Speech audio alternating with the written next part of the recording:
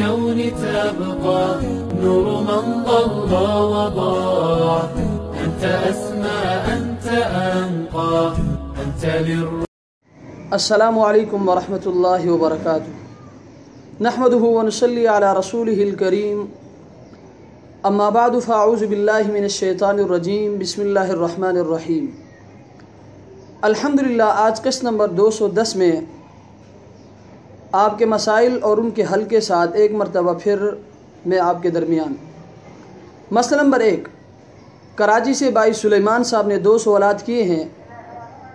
ان کا پہلا سوال یہ ہے کہ نابالغ کی امامت کا کیا حکم ہے.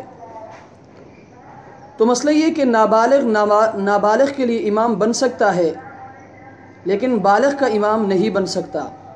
اس لیے بالغ کے لیے نابالغ کی اقتداء کرنا درست نہیں ہے، اور اس میں فرض اور غیر فرض دونوں کا حکم ایک ہی ہے.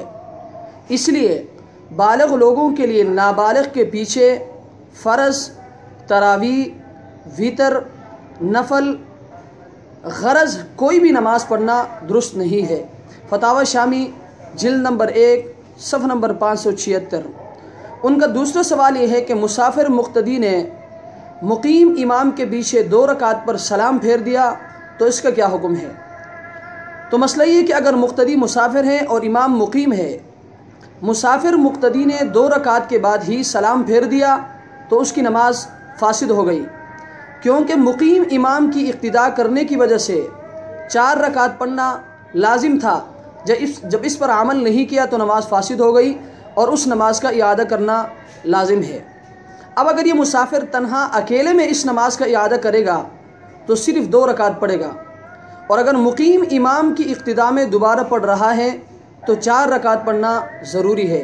فتاوی ہندیہ جلد نمبر 1 صفحہ نمبر 142. مسئلہ نمبر 3. چترال سے بھائی الطاف صاحب نے سوال کیا ہے کہ نماز میں شک ہو گیا کہ کتنی رکعتیں پڑھی ہیں اور اس شک میں تھوڑی دیر تک سوچتا رہا تو اس کا کیا حکم ہے.